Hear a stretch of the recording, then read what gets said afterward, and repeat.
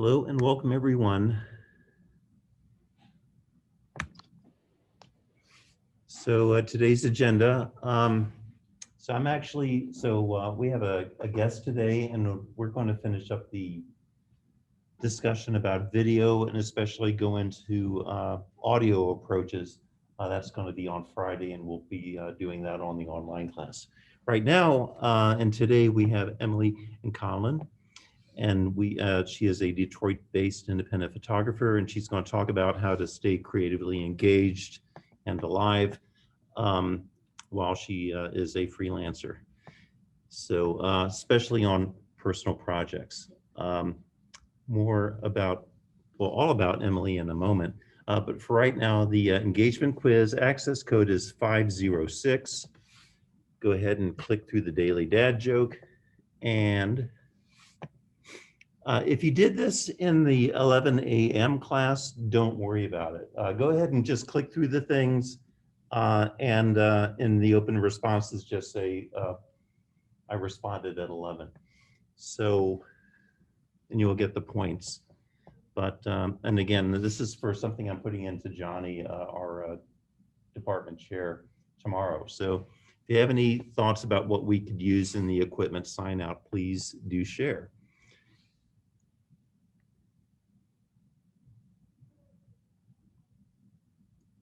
That's going to stay open for like 60 minutes. So if you have an idea later, you can go ahead and actually I have it set so you can, if something comes to you, you can kind of log back in and add information to that survey. So for right now, Emily ELCONIN is a independent photographer, graduate student, and friend to our department. So she is based out of Detroit. She's going to tell you all about herself, and with special attention to some of these really cool personal projects that she's doing. So I'll let Emily kind of take over from here. So please welcome Emily to our long form class. Thank you. I think you have to stop. Yep, stop sharing your screen first. Yeah, right there. There we go. Okay, cool. Thanks for the intro. Let's see. All right. You guys see my screen? Yeah, Leah, it looks good. Cool. Awesome. All right. Well, hi, everyone. Thanks for the intro, Martin. I am currently a freelance photojournalist based in Metro Detroit. And since I've been home for the past year, I've also been having emphasis on personal projects and self-portraiture to try to fill in the downtime, but also try to make meaningful work in the process. Just give you guys a little bit of idea of some of the things I've worked on pertaining to photojournalism. I've been working for Bloomberg and Reuters, the New York Times, doing different coverage during the pandemic. This was during when restaurants were reopening this summer. So basically what I do for a living, I would say is this, like photojournalism. But, these past couple months have been a little bit more difficult. But even when I do have downtime, when things were fast, I'd always try to make time to do work for myself. This is a photo that I took during the election, actually won first in POI recently, which was pretty cool. So I definitely have a passion for photojournalism, but also have a passion for seeing things in a more personal way that pertains to myself. But I just wanted to give you guys like a little idea of what I do, when I'm out in the field and things like that. So this is just kind of a little bit of how I got into doing personal work. I think a lot of times we underestimate the available resources that we have. Just light, for example. I've used this same room in my house, 2 different rooms. I've made like so many different self-portraits in, but you would never know because of the way that I'm using the light. And I try to look at it as like a creative exercise that's for me. And, just doing something for yourself always feels good. And like you're accomplishing something. And just having it, you know, as photographers, as people, visual storytellers, we just have a natural awareness of like light and surroundings. So I would just have been even more in tune with that, I would say, the past year. And something I would say is really trying to challenge yourself beyond your comfort zone. I could have never imagined myself making self portraits a year or 2 years ago. In the ways that I have done, I could have never envisioned myself, but pushing myself has been the greatest reward. So just keep digging deep. It's an opportunity for reflection, and also finding value in personal work aside from assignment work that's stories about other people. Also, you know, taking time to hone in on your own story too and what that means to yourself. So I'm just gonna show you guys some of my favorites from the past year. I currently live in my grandma's house. She's actually in Florida right now, so it's just me. It hasn't been renovated in like 30, 40 years. So everything is pretty much the same. So this is an old TV in my uncle's bedroom. Um, and it kind of gave me Back to the Future feels. I just kind of felt like it was a little bit like of an inception, like seeing myself within something. So I also like to play around with diptychs a lot, and just texture. That's something that I've really been experimenting with. And I think that also this is one of the moments I realized my entire face didn't have to be in the photo to still make it a strong photo. So like different body parts are just different, including parts of your face or half of your face. And I actually use my Fuji. I have a little tiny Fuji that I brought with me into the bathroom because, you know, like bringing a big DSLR, it can be a little bit more tricky. So also, you know, you can use your iPhone, you can do whatever. But since it was small, it was easy. Um, yeah. So also just like paying attention, like I said, to your surroundings. Like every day, I like go up and I like look out the window, and for a while there was a lot of snow, and then there wasn't snow, or there would be no sun, or there would be some sun. And I like took this out my window, and just kind of saw the way that the snow was sparkling. And something I really been into lately is textures. I try to challenge myself to like sometimes find a theme or something to focus on. So this was actually taken in this room, like this, I think like this light right here. So something that I like to do, I use my phone as like a remote. So if you use a Canon, I think there's the other brands have remotes as well on the phone. But I just like to find different sources of light and experiment in them. And I don't always come out with something either, which I really like to try to emphasize. It's like I don't always come out with a portrait that I really like. I'm like, oh man, like I missed it. It's out of focus. Like, you know, I was trying to get it too quick. But I think that it's important. You don't always have to share everything right away. You know, it can just be for you. You don't have to put it on your feed right away. You can just let it sit in your Lightroom. I've also been spending a lot of time with my parents. I don't live with them, but I like to document my family a lot. I think it's really important. As I've gotten older, I just realized the value. My mom has always, we have tons of photo albums of us growing up. So it's kind of like me repaying the favor in a way, like kind of documenting them. So I did a self-portrait workshop this summer with Leica Academy. And that was like the first time I really like broke through. And this is another example of like your face doesn't always have to be in the photograph. It can be a body part. It can be, for example, your back, and it still says something. Just seeing a little bit of my hand, it still says something strong. But you don't even see my face or my eyes or anything. And I think that was a huge breakthrough for me because, you know, when you think of a self portrait or the selfie, you know, it's not a traditional type of way of photographing yourself. You can really you can do whatever you want. There's no rules.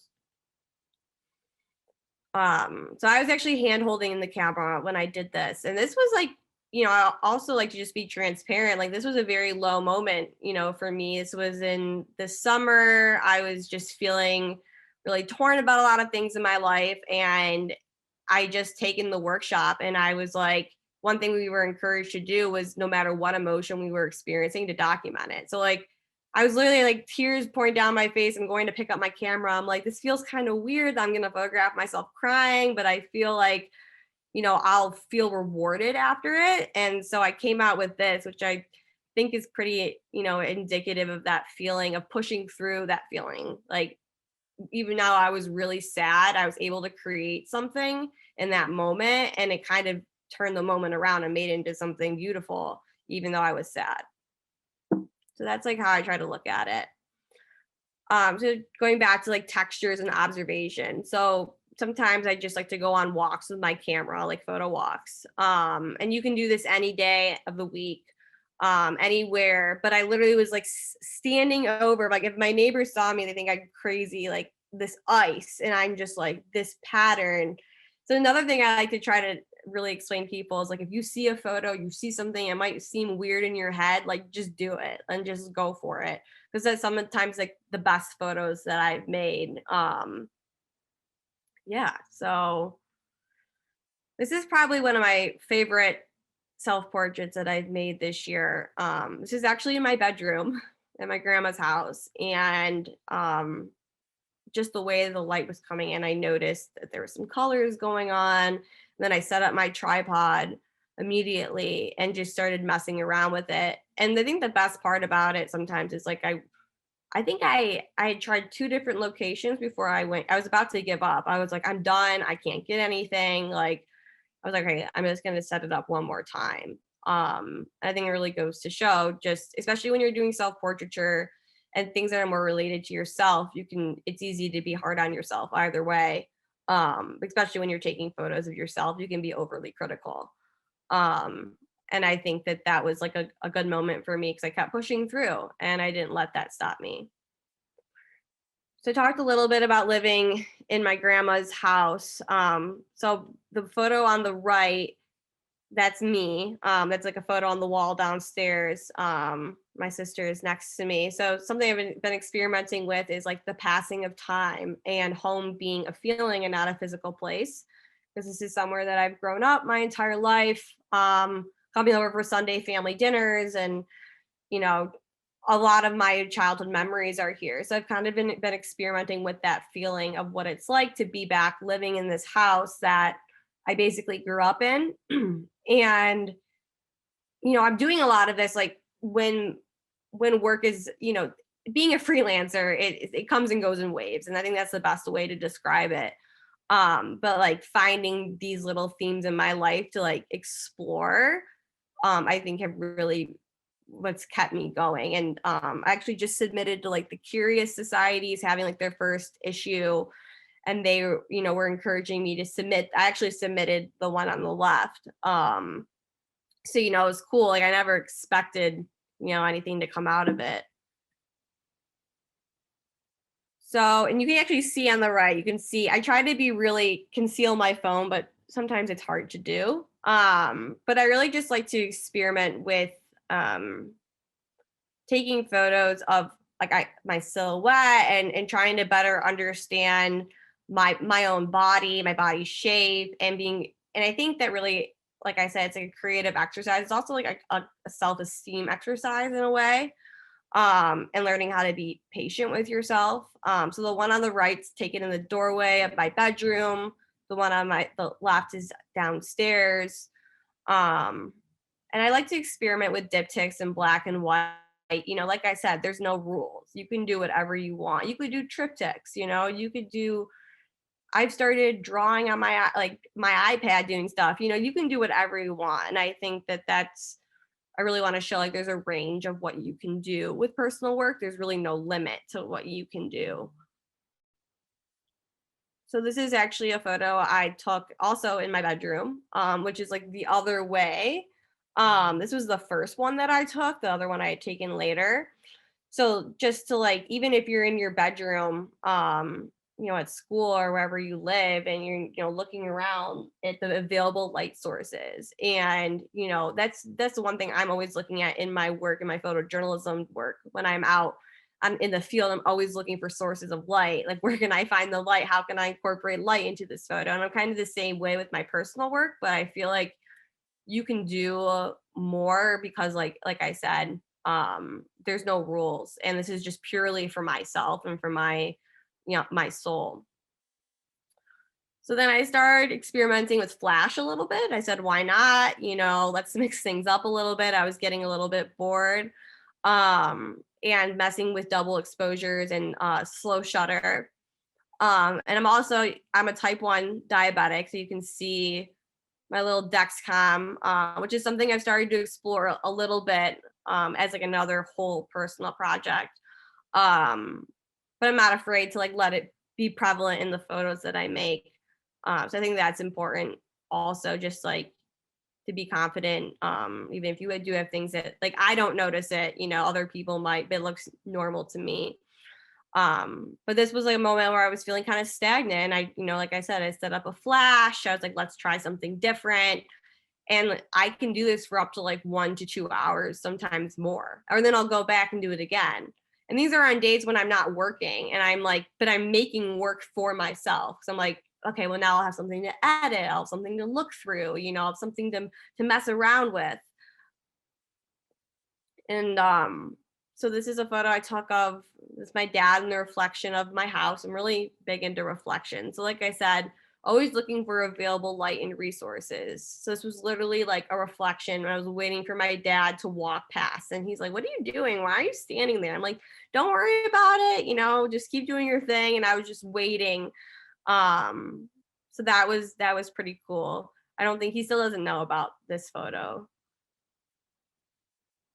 So this was another day that I was like, I spent maybe 2.5 hours like doing this. And what I did was I set up my tripod so I was shooting directly into the light because I love light flares and sunbursts. I'm like, how can I do that in this photo?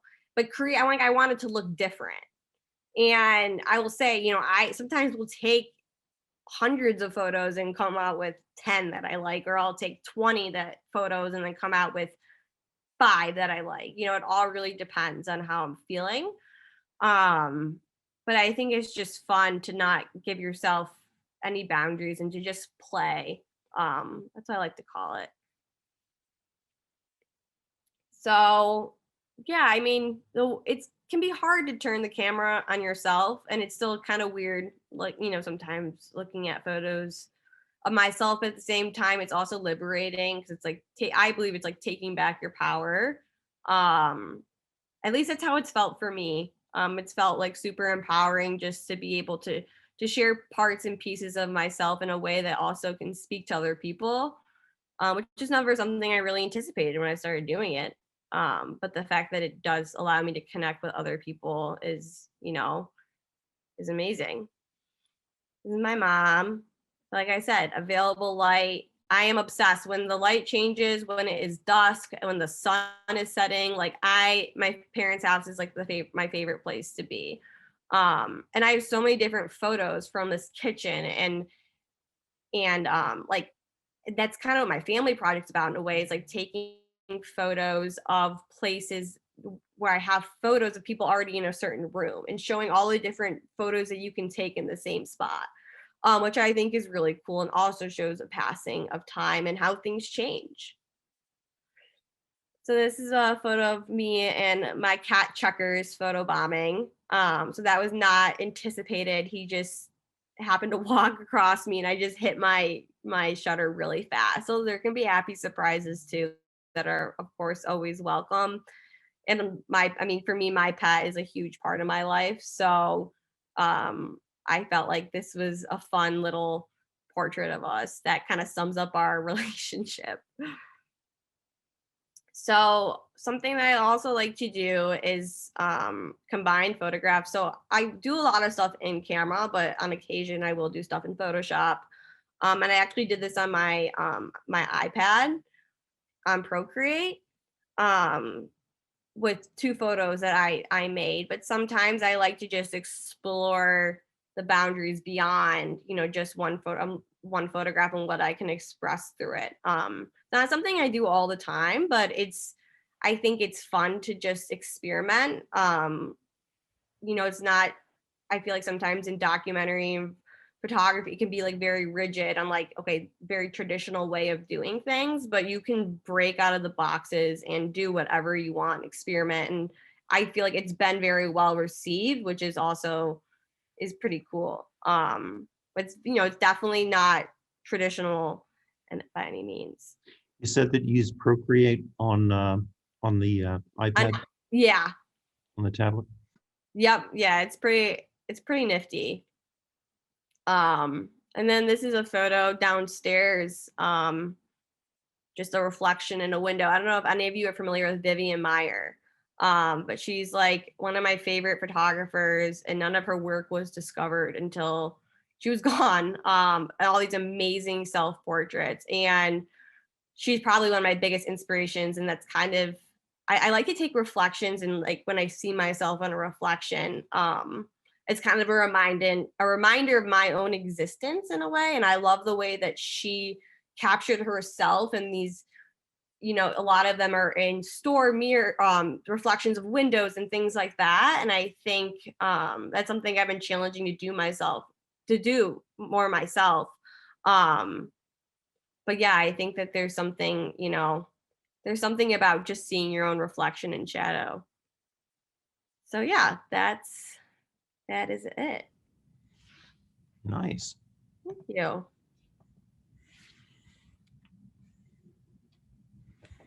So tell me a little bit about, actually you did tell me a little bit about, but I'd love for you to share a little bit about your graduate work. Actually, your track through school, Yeah, through undergraduate and graduate, if you can go into a little bit of detail about that and sure. your current Yeah. project that you are so close to defending. Yeah. So I started at Michigan State. I was in the Arts and Humanities College, and then I went on a photojournalism study abroad going to my junior year, and then I was like, oh wait, I could do this as a career, as a living. I want to do that. So then I decided to double major in journalism with a visual communications track. Applied for every newspaper internship imaginable, didn't get one, didn't want, and I really was at a crossroads, like what am I going to do? So I applied to grad school. Where I went to Syracuse and get my master's. Now they're calling it in visual communications, but when I was there, it was photography, multimedia, MPD, multimedia photography and design. And so then I was there for a year and a half. Worked on a pretty large body of work about 4 different women who were involved in activism or politics in some way. Only one of the women that I documented was actually elected to state senator, but all of the other women were more activist based. But the work so highlights them, but also highlights my work from covering the 2016 presidential election as like a student to the 2020 presidential election, covering as a professional. I pretty much covered all of election week for Bloomberg. But leading up to it, I was doing a lot of coverage for Reuters as well, but Bloomberg too. So kind of showing an evolution of my growth, I guess, over the past 4 years. So yeah, now I'm here. Well, I went to Virginia first. I went to Lynchburg first and worked at a newspaper for a year. Okay. That was a 2-person staff. Yes. That's smaller paper. Okay. Yes. So. Yes. So I don't know if anybody has any questions about the work, or actually I'm kind of curious about diptychs. Some of us kind of dabble in diptychs, I guess, a little bit. And I don't know if there's like, and you said that there wasn't like a hard and fast rule to doing them, but are there certain approaches that you find more effective, or is it just a matter of putting them together, looking at them and see if it makes sense? You know, it really depends. So like I think sizing is really important of your photos. Like I think diptychs look best when they're vertical photos. Like I've tried to make diptychs with square, you know, I think sizing is important, like how you want them to look together. But basically what I'll do is in Lightroom, put the 2 photos together and kind of go through, you know, and kind of feel it out. But it usually doesn't happen for me until after. Like I don't not necessarily go into something thinking, okay, I'm gonna make a diptych. Like it's usually something that just comes naturally. But I think it really just comes from experimenting and trying different things and what might go together, what also getting feedback from other people as well. Like sometimes I'll put two photos together and my friend will be like, what those do not. I'm like, but so Yeah. I think it's really just experimenting and kind of just feeling it out, I think. And actually any of the students want to jump in. I always have lots of questions and I'm always really curious to kind of explore people's creative lives. What photographers, you mentioned Vivian, but what photographers do you look up to? I know that you do a lot of curating on Instagram too. I do some, but you're like really good at it. And I always point to you, to my students. Look what she's doing. But I think that's kind of, that's one way to just really keep engaged and creatively alive and kind of just seeing what's out there. Who do you look up to? Gosh, that's so hard. It's Making sure I an say her, incomplete list. I'm making sure I say her name. Okay. Leah Millis. She's a Yeah. staff photographer at Reuters. She's probably, I'd say, one of the people I really look up to. Her photo of the Capitol on the insurrection, she tweeted something like how she opened Netflix and like her photo was there, like for a Yeah. documentary. I think that she works in an environment that is particularly tough, being a female. And what she's been able to capture, I think, and not to throw shade at other male colleagues or anything like that. I think she's just a really amazing person. Her work in Hong Kong, she's just done so much, and I feel like unfortunately, I wish there was more women. I feel that way a lot of the times. Mhm. But someone like Beth Nakamura, who is just been in the field for so long and is just a really intelligent, insightful, sensitive person. I really look up to her a lot. When I first connected with her, she was doing a story about how they were profiling students that they thought might potentially be school shooters in Portland. So basically, like this kid liked to wear trench coats and kind of liked weird things, so they picked this guy out as like a potential suspect, and so she had to photograph the whole story without showing his face. And I was just so moved by the photos she was able to create without showing somebody's face in them. I think that that's just really incredible. Kennedy Carter, I don't know if any of you are familiar with her. She shot the cover. I think she photographed Beyonce, I'm pretty sure. She's absolutely, I don't do a lot in like the commercial photography end, working with a lot of lighting, but I always really admire photographers that are kick-ass at it. I did some studio lighting in Syracuse, but not something I do as actively now. It's harder. It's like I feel like it's harder for me to think. Like I have, Rachel Ellis, who's like she's like one of my best friends. Yeah. And Hannah Beyer, her photo was just on the cover of Time this past May, Time Apart, about students that were quarantining during the pandemic. So I feel like connected a lot with like younger women in the field, like which I think is super important. September Dawn Bottoms, also an amazing photographer. Her personal work is so personal and intimate, and she is not afraid to put it out, and I think that's really admirable. I don't know if any of you follow her work. Trying to think of other people, but yeah, her personal work is definitely inspires me to be more like raw and bold with my work, because she puts it all out there, which you don't have to do either, like everyone's different. But yeah, I'm trying to think of some more female photographers. I feel like sometimes I it's hard to, I have a lot of people I admire, but I'm trying to think about people I actually have a personal, connection with as well. Yeah, sure. Are any of these folks people you consider mentors? I know you mentioned Mike Davis was a mentor. Yes. And if you could talk about your mentoring relationships and how those are. Yeah. Those are- So I'd say like, so I had Nancy Borowick as a coach at Eddie Adams a couple years ago. She did this really tragic story about her parent. Both of her parents died of cancer, and she followed them throughout their entire journey of going through cancer together. It's called The Family Imprint.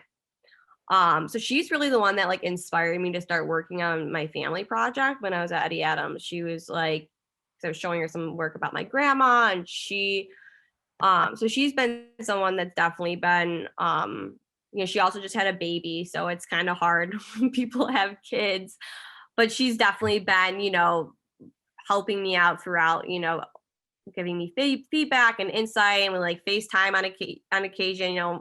She was like quarantined. She like got stuck in Hawaii or something crazy like the first half of the pandemic. But like I said, she has been somebody that's been really supportive and awesome. Trying to like I said, Claudia is not a photographer, but she's a professor at Syracuse that I'm really close with. I don't know. I feel like I went to Syracuse. There was 3 women in my graduate class, and then I went to Lynchburg, and then I worked with 1 female photographer. So I really haven't had like the opportunity to really like, Elaine Cromie, and Brittany Greason, both. I'd say like Elaine is I love Brittany as well, but Elaine has definitely been like a huge friend slash mentor. We help each other out, but like she's definitely helped me out a lot since I've been back in Detroit. And she's just an overall great person. She's part of Authority Collective. She's on the board with them. So yeah, I feel like I'm now just starting to really like connect with other, like I said, when I went to Eddie Adams, I had no idea what I was doing or like what was going on. But I feel like now I've, started to meet more people and folks that have definitely, helped me out in the field and just been really supportive. I mean, I would say Corinne Perkin, from Reuters has definitely been a huge mentor throughout the entire time I've been freelancing. So, yeah. I'm going to pause and just see if anybody has Yeah. anyone wants to just jump in and join the conversation. I Yeah, don't go want ahead. to monopolize the I'm conversation. happy to answer anything.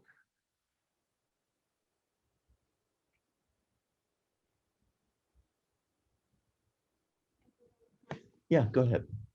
I always have to mute this and otherwise we'll get really Oh, strange. you're good. You're good. Yeah. So go ahead. You mentioned like getting your interest for photojournalism while in college. Did you do photography before that, like in high school or growing up at all? Yes, I did. I had a little point and shoot when I was really young, and my mom tried to convince me to take photo classes.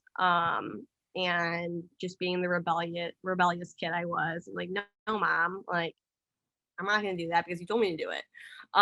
So then, yeah, I would say like I always had like an interest in it. Like I said, at the point and shoot, I had like all these really embarrassing old photo albums on Facebook of like my photography in high school. So I think it was always something that like I had an interest in. I did theater in high school, and I really wanted to be on Broadway for a while. My mom shut down that idea pretty early on. So like that sounds like a miserable life, but it took me a while to find like my medium. Like I really love to sing, but I couldn't really find what it was that like I was the best way to express myself. And then when I was in college, my freshman and sophomore year, I kind of just felt like something was missing. I was like, what am I gonna do when I graduate? Like I have no idea what I'm gonna do. I kind of just didn't feel like I had that like tool of self-expression that like I needed. I had a camera, but I didn't know the possibilities. I never thought that I could actually like do something with it because no one ever, told me you could be a photojournalist, didn't even really know what that was until I got to college. So yeah, I think always had an interest in it. It's just when I went to Europe, I had like my little Canon Rebel. Everyone had like nice cameras, and I had like my little kit lens. But that's when I was like, okay, like I love people, I love connecting with people, I love photographing. Can I actually do this for a living? And so decided to throw on the double major.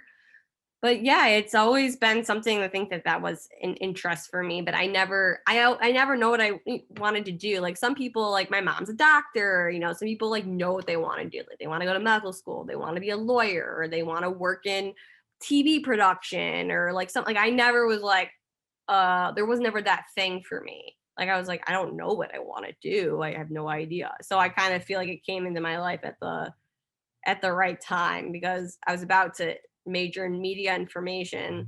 Thank God I didn't. That was just like, I had no idea. I had no idea what I wanted to do. But I think that yeah, it's kind of come full circle, which is cool.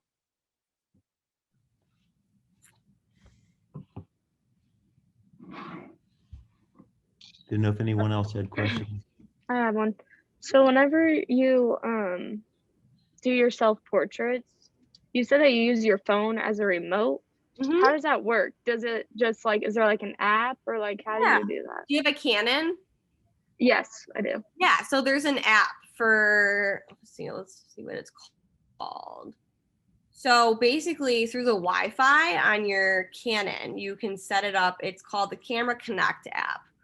And so you set up your camera, so you have to turn the Wi-Fi on, and then you connect your phone to your camera's Wi-Fi. And then you can go into this app, and there's remote live shooting. So I have my camera set up on the tripod, but I can see on my phone like what my camera is seeing. Okay, yeah, And I see it. Yeah, It's like exactly. right here. Okay, I didn't Yeah. know that was possible. That's like how I get some of my images like right away, but I didn't know it could be remote. So that's really cool. Yeah. I didn't either until I did this self-portrait workshop, because I was doing everything on self-timer. So I was like setting it off and then like running. And they were like, there's an app, you can do. So yeah, That's awesome. all you have to do is hook up your internet. Yeah. All right, cool. Thank you. You can change the settings on there and everything. Like your and you can just you can choose the focus points. So it's okay. the game changer. Sweet. Thank you. Yeah, of course.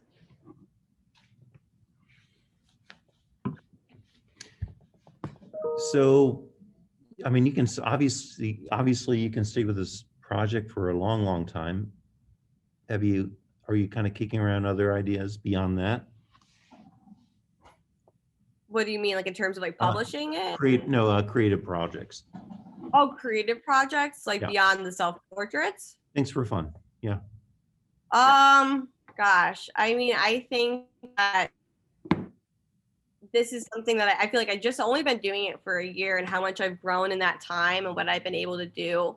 I'm just going to keep doing, I think something I learned in the workshop, one of the challenges they had was like to incorporate multiple people in the self-portrait, which was so hard for me to do. I don't know if you guys follow Neil Oka, Ochka.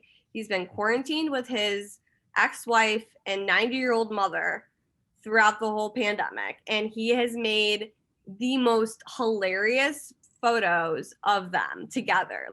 Like they've been featured on like so many, I think he got, what was that? Oh, gosh, I can't remember, the Lucy Foundation. He just was like a finalist for portraits. But they are just so different from, a lot of what I make, the photos that I make. I'm not reenacting or recreating anything, but I've always like thought about that, like playing with that idea of like incorporating people into the photograph, or recreating scenes and things like that. So I think that like I'm really just getting started. The possibilities are endless. Like so an idea that I have, which hopefully will come to fruition eventually. So I have a lot of, and I'm sure most of you can relate, have a lot of friends that like I've never met in real life, like Rachel Ellis, for example. But like we've been really close for like a year and a half, talk on the phone, FaceTime, we just have never met in real life. My same friend with my friend Hannah. So I want to do like a self-portrait project, like when I'm meeting these friends for the first time, and doing like self-portraits with them. So that's like an idea that I have hopefully down the line. Like I have friends all over like Austin and just all over the country. So that's definitely something that would will hopefully, I'll get to meet my friends within like the next couple, years or so. But I think that that could be something really fun and meaningful. Because it's just like so raw and natural, like meeting a friend for the first time, and capturing that, which I think will be really fun. Well, I was wondering about you and Rachel because maybe they met up in like Michigan or something. Yeah, no, I hopefully soon, hopefully she can get her, vaccine soon, everything. But yeah, so that's something I've been thinking about. Obviously won't be able to do it for some time, but I think that would be such an indicative experience of what I mean. I feel like as a millennial, I know a lot of other people that have friends that they've never met in real life that are their photo friends. I feel like that's kind of like a standard in the photo world, like Jacob Moskovich. I don't know if you guys know Jacob, also one of my really good friends. Never met him in real life. We've been friends for 2 years. It's just, the pandemic, and I was living in the middle of Virginia. I couldn't really get anywhere. So I have that idea. I think that would be really cool. But, I think that the possibilities are endless. And like I said, I feel like I'm just getting started. I hopefully, make into a bigger body of work, that might have a more central narrative. But for right now, just, I think I'm just gonna keep doing what I'm doing. I photograph my family a lot. I stopped doing that for a little bit because I was just too overwhelmed. Emotionally, it's in it. I think a lot of people like you don't realize like photographing your family can be really hard because even when you're photographing yourself, like you don't necessarily want to show all the parts of yourself that you don't want to see or you don't want other people to see, right? And it can be the same way with photographing your family. But yeah, I think I'm just gonna continue, doing what I've been doing and see what happens. That's fascinating. I mean, that's really interesting about the networking paradigm now, unlike any other time. Meeting, developing these relationships with people that you've just not shared physical proximity with. That's literally like it's crazy, being in the millennial, like my parents, sometimes are like is trying to keep up, like, oh, is it this person from Denver or that person from Philly? It's very peculiar experience, but I think that I know, I think it definitely would be, I think once I can do this, everyone self-portraits, with me or whatever, when I get to meet these people for the first time, it will really, really reflective on like the 2021 life experience for like a millennial. So Maeve, I saw you gesture and wave your hand. Did you have a question? No, I was moving my phone. Oh, okay. All right. Does anybody else have a question before we have until 2:50, and then I'm the 3 o'clock that's in here as well. So if anybody has any like 1 or 2 more questions, we can do it. Yeah, there's one back here. Go ahead. Okay. So it seems like your self-portraits are sort of like moment driven almost, like you kind of see something and decide. Do you ever like plan it out more, or is it just like you see it and you say, okay, that's what I'm going to do right now? Yeah, that's basically how it goes. I literally just like, and He my can't hear you. Hold on, he's got to unmute. Oh, sorry. I just didn't want you to get all like. Oh, can you hear me now? Yeah, go ahead and do that again. Oh, no worries. I left it mute. That's exactly how it goes. Like my friend Hannah is complete opposite of me. She has more of like planned out, like hers is more like she taped up flowers like all around her shower and like had this idea. It was like very, and sometimes I wish I was more like that, but I honestly will just, if I see some light and I like start, messing around in it, I will just set up my tripod and go from there. But I mean, sometimes I'll see, I had an idea one time to shoot from my window and then go down to the backyard, and I set up my tripod and did that. But most of the time it's just like very spontaneous. I'm just like, all right, there's some really nice light. I'm going to set up, what can I do with it? And I just start like moving around in it, taking some photos, like looking at it. I think that's the best way to go about it sometimes. It's just like not to question it. And like there are times where I feel like I'll be like, oh man, like I really want to set it up, but like you don't have to do it and I'll get into a rut too, where I'm like find myself like, I just took down the camera, I have to set it up again, but I do it. But it's really all based off of just like seeing something. Like I said, there are moments where like, oh, maybe I could do something like here, but a lot of it's just like very spontaneous.